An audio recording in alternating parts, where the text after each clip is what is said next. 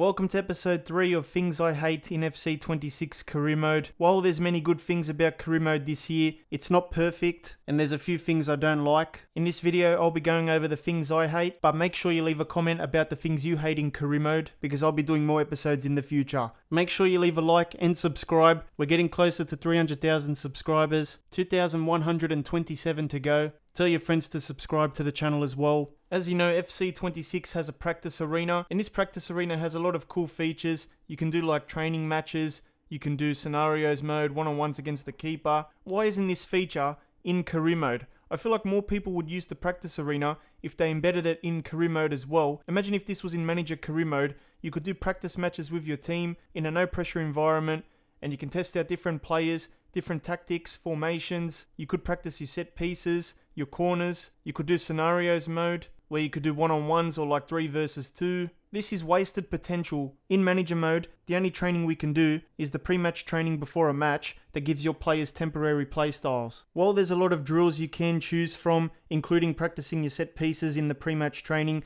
this system is still very limited. There's no drill that lets you practice corner kicks, and there's also no drill that lets you just do a practice match, and those features would be available in a practice arena. Another problem with this pre-match training system is that you can only choose one drill to do before a match, and that's it. So it's very limited. I don't really consider this like a training system in the game. It's more like just doing a skill game that could boost your players before a match starts. A practice arena in career mode should be available all the time, every day of the week, not just before a match. And I don't even care if it doesn't impact my player growth. I just want to be able to test out tactics and formations and players in practice matches and just do what I want, practice set pieces, practice corners, free kicks. Do some scenarios if I want to as well. They can keep the pre-match training, but they should definitely add the practice arena in as well.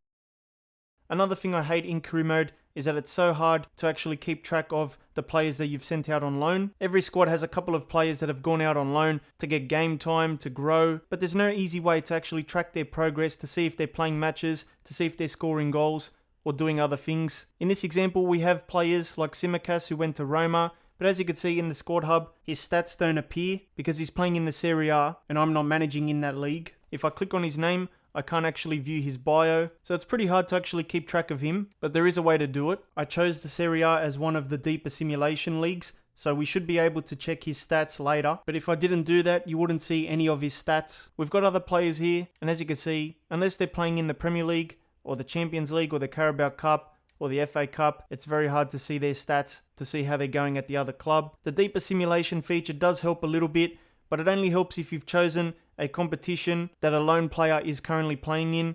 Let's use Simicas as an example. He's playing at Roma. If I really wanted to check his stats, I would have to go to the office section, I would have to go to standings, I would have to go to simulated competition, go to the Serie A, click on Roma, find Simicas. Here I can see that he's played 5 matches. He has 1 assist and he's got 2 yellow cards. Why is it unnecessarily difficult to see how your lone players are going? And the only reason why I'm able to see those stats is because he's playing in a competition that I've chosen as one of the deeper simulation competitions. If a player is not in one of these competitions that I've chosen here, then I'm never going to see how he's performing out on loan. So I feel like they should fix this system. There should be an easier way to track how your players are going out on loan. I think press conferences and press questions and answers could be better in career mode. This feature is not something I entirely hate because it does serve a purpose, and it's a good feature to have in the game. But these press interviews are mostly about boosting player morale, and I feel like they could do a much better job with this feature. I feel like people just skip through this now. They don't really take the time to actually care about this. You just look at the icons in the middle,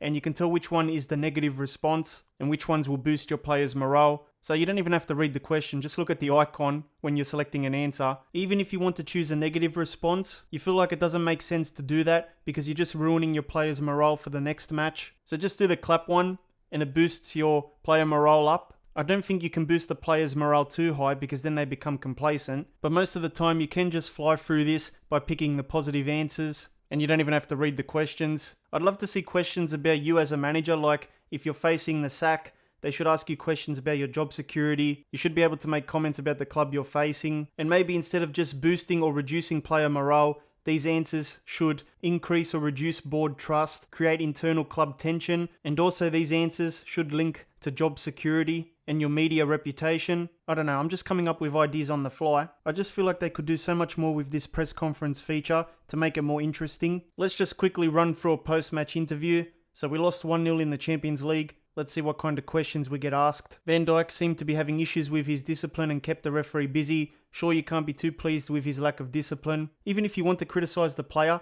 it wouldn't make sense to, because you're just decreasing his morale for the next game.